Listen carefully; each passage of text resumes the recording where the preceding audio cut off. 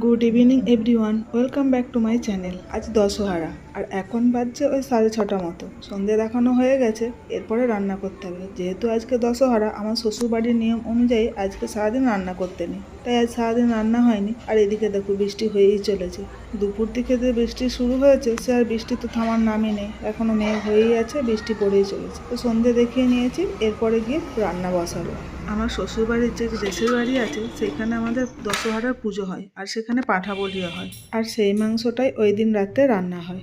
আর আমরা যেহেতু বাড়ির বাইরে থাকি, তাই আমরা তো আর ওই মাংসটা আমাদের তো ওই মাংসটা পাওয়ার কোনো উপায় নেই। তাই আমরা দোকান থেকে যে কোনো মাংস কিনে নিয়ে এসে রাতে রান্না করি। তাই এখন এই 8টা বাজে, এরপর রান্না বসাবো। তার আমি জোগাড় আগেই করে নিয়েছি সন্ধ্যা দেখানোর পরে। এখানে আলু কেটে রেখেছি, এখানে পেঁয়াজও কুচিয়ে রেখেছি, আর এখানে আদা রসুন একটুকু, পেঁয়াজ আর জিরে আর ধনে একটুকু ভিজিয়ে রেখেছিলাম, ওটাও নিয়ে নিচ্ছি। ওটা একসাথে বেটে নেব। আর ওই যে মামা বাড়ি থেকে মাংস নিয়ে এসেছিলাম, ওটা পাঁঠার মাংসই ছিল।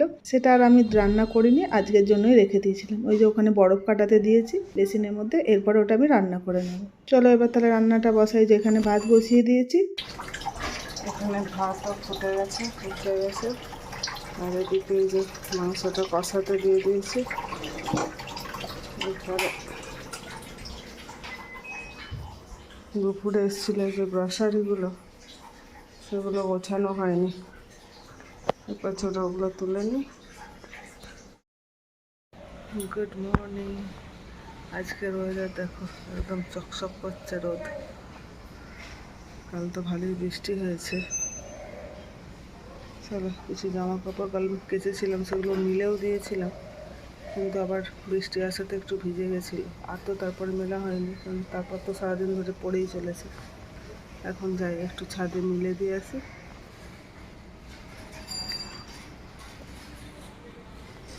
চলো, এই যে এখানে ঘরের মধ্যেই ছড়িয়ে একটু রেখে দিয়েছিলাম, যাতে একটু হাওয়া পেয়ে শুকনো হয়। আর এদিকে দেখো, এখন দুপুর হয়ে গেছে। আমাদের তিনজনের এখানে ভাত বেড়ে নিয়েছি। তিল ভাজা ভাত আর আলু পটল সয়াবিনের তরকারি। এখানে জাম এনেছিলাম, সেই জামগুলো বের করে নুন মাখিয়ে রেখেছি, যদি তুষাদি না খাই।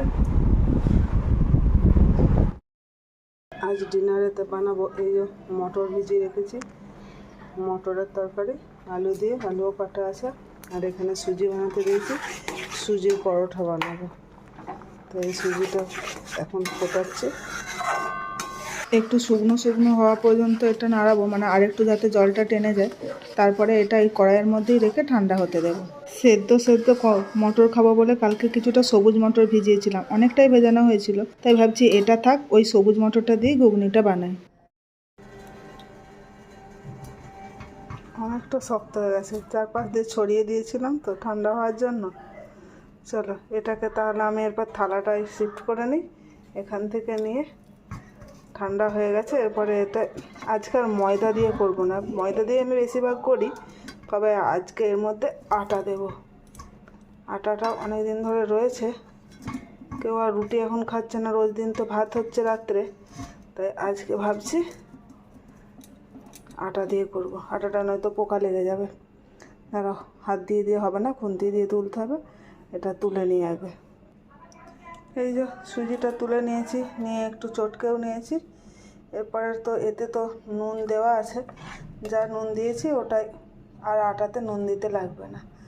কিন্তু পরোটা বানাবো তো, তাই একটুখানি তেল বা ঘি দিলে ভালো হতো। আমার কাছে একটু ঘি আছে, এই যে এই ঘিটা, এটা তো শেষই হয়নি, সেই বিয়েবাড়ি থেকে আনা হয়েছিল, ফ্রিজে রাখা ছিল, বের করেছি। এটা 1 চামচ দিয়ে দিই, আটাটার সাথে মাখিয়ে নেবো এটা। তার আগে আটাটা দেওয়ার আগে সুজিটার সাথে মাখিয়ে নেব। চলো হয়ে গেছে, তো সুজিটার সাথে মাখিয়ে তারপর আটাটা পরিমাণ মতো নিয়ে নেব।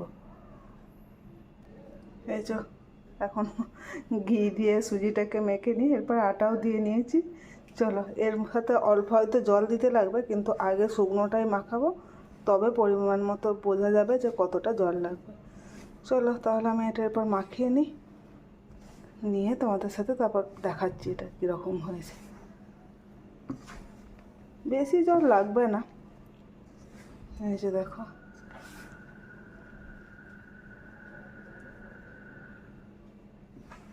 খুব বেশি জল লাগবে না, অল্প একটু জল দিয়ে মাখানো হয়ে যাবে মনে হচ্ছে। এই যে মাখানো হয়ে গেছে, চলো এটাকে এবার রেস্টে রেখে দিই। তারপরে গিয়ে ওই আলু মটরের তরকারিটার জন্য সব জোগাড় করে নিই, যা যা লাগবে ওর। তো ততক্ষণ ঢাকা দিয়ে দিই। চলো, এই আলু মটরের তরকারিটার জন্য আজ যেহেতু নিরামিষ বানাবো না, পেঁয়াজ রসুন দিয়ে বানাবো, তো তার মধ্যে একটা দেওয়ার জন্য একটা মশলা বানাতে হবে। তো সেটা শুকনো কড়াই বানালে ভালো হতো, কিন্তু শুকনো কড়াই আবার কড়াইটা ধোবো কেন?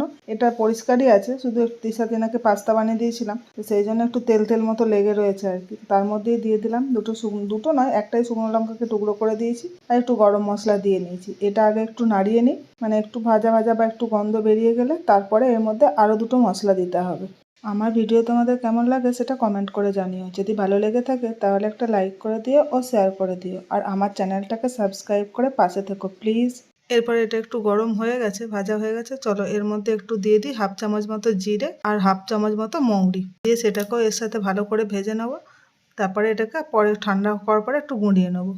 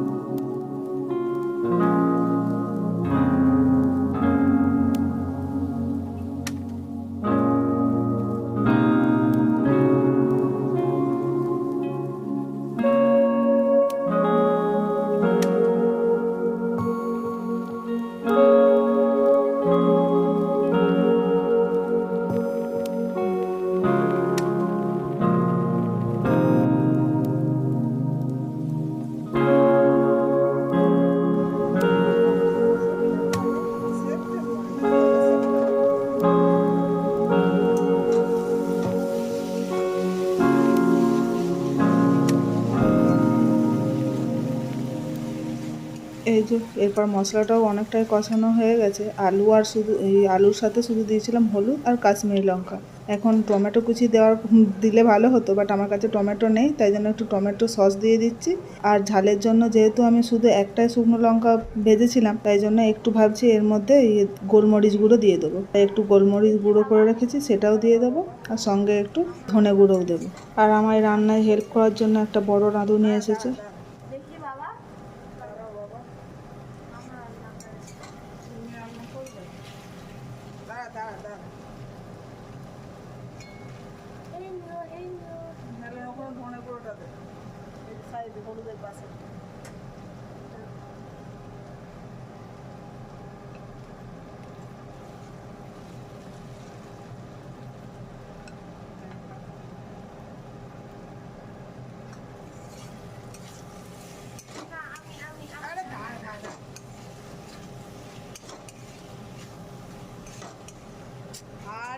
বাড়ায় খালি।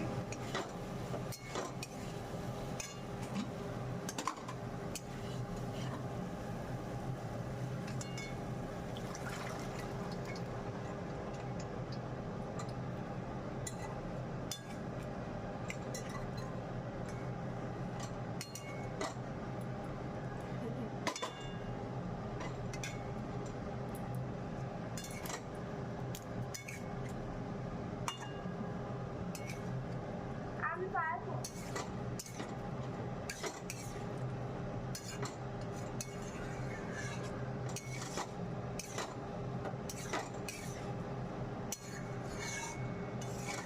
আমি আরেকটু সস ঢালি। না, জল বাটিটাই করে।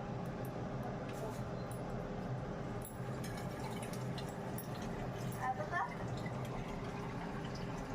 ওই যে আগে যে মশলাটা করে রেখেছিলাম, ভেজে রেখেছিলাম, সেটাই যে এখন গুঁড়ো করে নিয়েছি। এই পুরো গুঁড়ো করা হয়নি, একটু দানা দানা রয়ে গেছে।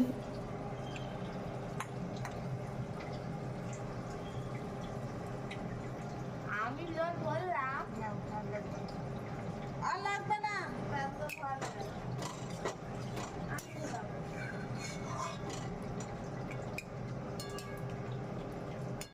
এরপর জলটা একটু ফুটে গেলে তারপরে ওই গুঁড়ো মশলাটা দিয়ে দেবো। এই যে আটাটা মাখা ছিল সেটা থেকে কয়েকটা রুটি আগেই করে নিয়েছি। রুটিই বলছি কারণ এটা আমি আর তেল দিয়ে ভাজিনি। ইয়েটা মটরের তরকারিটার মধ্যে তো একটু বেশি তেল ছিল, তাই জন্য এটাতে আর তেল দিয়ে ভাজলাম না। তো আর ঘি যেহেতু মাখানোই ছিল আর ওই জন্য দিলাম না। কয়েকটা আগেই ভেজে নিয়েছি, তিশাতে নাকি খাবার দিয়েও দিয়েছি। এখন এই লাস্ট দুটো বাকি ছিল, এটাও করে নিয়েছি। চলো এরপর আমরাও খেতে বসি। এই এইদিকে তিশাদিনাকেও খেতে দিয়ে দিয়েছি, দিব্যেন্দুকেও দিয়ে দিয়েছি। এরপর চলো আমি আমার খাবারটা বেড়ে নিই। ওখানে রুটিটা আগেই রেখে দিচ্ছি, তরকারিটা প্লেটে করে নিয়ে আসলাম। ভিডিওটা তাহলে আজ এই পর্যন্তই। দেখা হবে নেক্সট ব্লগে। ভালো থেকো সকলে, টাটা। তো কেউ জামা প্যান্ট কিনে দেয় না একে। তোমার কথাই বলা উচিত। একে তো কেউ কখনো জামা প্যান্ট কিনে দেয় না, তাই জন্য এরকম করে ঘুরে বেড়ায়।